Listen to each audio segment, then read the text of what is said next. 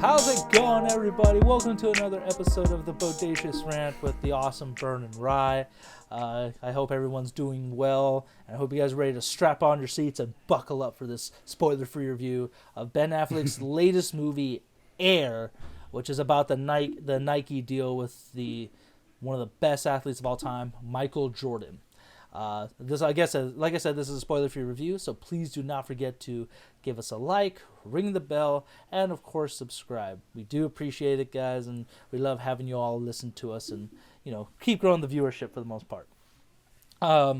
So yeah, like I said, this is a biopic, so it's already happened. We're keeping it spoiler-free just because I want you guys to go see this movie, even if you already know what happened in history, like we all kind of do for the most part. Mm-hmm. If you're a sneakerhead and you know what Jordans are, okay, you're gonna know this movie essentially what happens. But there was a lot of great stuff in it. This is this is up there with John Wick Chapter 4 for me. Given they're two vastly different movies, but I fucking loved it. It's directed and Ben Affleck stars as the CEO of Nike, Phil Knight. Jason Bateman is. Oh my god, I forgot the marketing guy's name. Let me look that up real quick. Rob Strasser. Rob Strasser, thank you. And Matt Damon was Sonny Vaccaro, also joined by the likes of, you know what, Bernie, don't suppose you have the cast list ready? I do. Okay, cool. Why don't you read out some of the other actors? Like we had It's David Messina, right? He's one of them? Yeah, Chris Messina. Chris Messina, yeah, he plays David Falk, Michael Jordan's agent. And Viola Davis plays his mother, Deborah Jordan. And we got Chris Tucker in there as Howard White. And the guy that you were just telling me about off camera, with Matthew Maher as Peter Moore, the designer of the Air Jordan sneaker. Yeah, and Marlon Wayans as the Olympic basketball coach at the time. I forgot his freaking name, too, in the movie. But George Raveling. George Raveling, thank you. So this cast was really great. And I think Ben Affleck has, as a director, a knack for really hiring some of the best talent, whether you heard of them or not. Like Argo, there were some great big name actors, and then there were a couple, like the ones who played like the agents or something that were not kidnapped but held behind enemy lines. They were great too. The Townie had Jeremy Renner, a couple other smaller actors, John Hamm. So he has a great knack for picking a great group of people. And this one's no different. Everyone really knew how to portray everybody. It was so good. And it's funny because it's about Michael Jordan. Yeah, it wasn't, never mind. I don't want to explain it. I can't really explain it too much, and I also don't want to spoil it. But I got to say my thoughts first, Bern. I apologize. I know you usually pass it off to you, but it was so freaking good. It was very well timed out, very well shot. The dialogue was hilarious just because when they get into it with all these actors get into it with each other at this time, just because Nike isn't doing so well in the basketball world, like shoes wise, because they were mostly a running shoe brand compared to Adidas and Converse, who Magic Johnson, Larry Bird, all these other big players were rocking those shoes at the time. And, it's just all about how are we going to get Jordan? What are we going to do to really get this kid?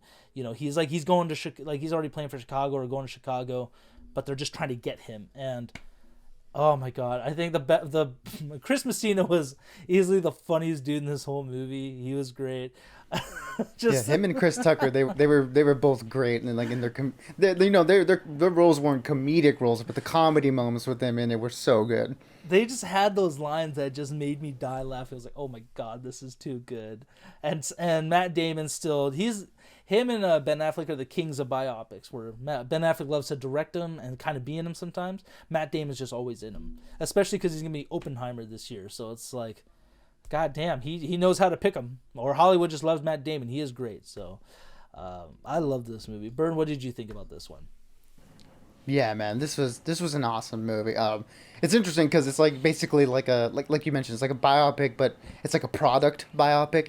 About a making of a certain thing. In this case, the Air Jordan line. And we have had a few movies sort of like that. And a few more coming out recently. And we just had a Tetris movie coming out. I think there's like a Blackberry movie coming out later this year.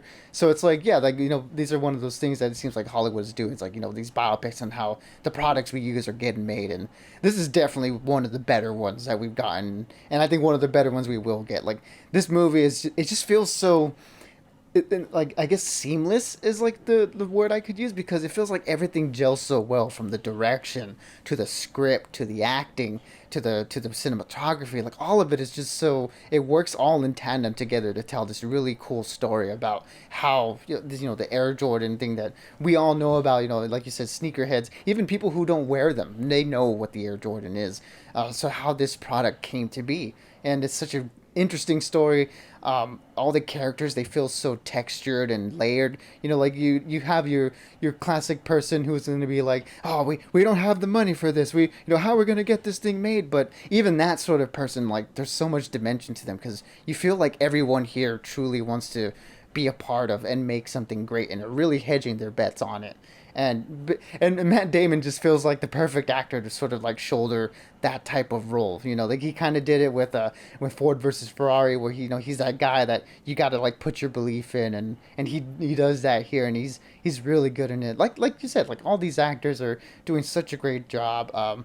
Robert Richardson's cinematography is so good. A lot of this movie takes place within an office space, and to make that space visually interesting, and what they do with colors in the movie, where they keep it very mundane, and there's very little pops of color, but when they pop, they really do pop, and that pays off amazingly, like towards the end of the movie. Like it's just all works so well. This script is very solid, and the actors are all really good in it, and Ben Affleck proves once again that he is one of the better directors working today when he does it. He's only directed, like, what is this, maybe like his fourth movie, Something and like like this that. is, yeah, fourth or fifth movie, and this is amazing. So yeah, I agree with you. One of my favorite movies of the year, right up there with John Wick 4.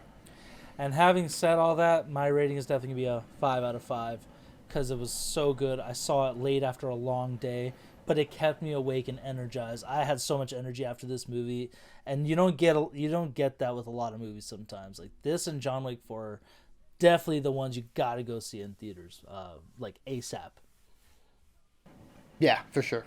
For me, also 5 out of 5. I texted you after I saw this movie, like, dude, this is one of my favorite movies of the year so far. Granted, it's still early, but that Everything Everywhere All at Once came out around this time this year, so we'll just see how much legs this movie has come Oscar time, because this is a really solid movie, and I can see definitely, being in the mention for some nominations there towards the end of or the beginning of next year. So yeah, I easily recommend for the people who don't want to go watch Mario Brothers because they're either not interested or familiar with that, or just don't want to watch a kids movie.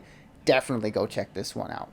Yeah, I mean that's been a kind of a trend too the last few years. Like some of the best movies come out so early, like the Batman last year, and like Hmm. Everywhere All at Once last year for you. So, I mean the fact that it's only April, we still got about 8 months left in the year, and we have some great movies already. It's gonna be, for me, those two are gonna be hard to top right now. They're right at number one and number two for me. So, um, everyone, what did you all think of this movie if you saw it? Did you love it like we did? Were you not interested in it? Do you not care about shoes, even though we wear them every day, unless you live in places like, that you don't need to wear shoes and those people have tough feet. I don't know. It's a whole thing behind it. But let us know in the comments if you did love it. And as always, guys, stay bodacious, keep on ranting for the both of us, and stay tuned for more reviews coming down the line. Absolutely, everybody. Be good, be safe, and as always, we'll catch y'all on the next one.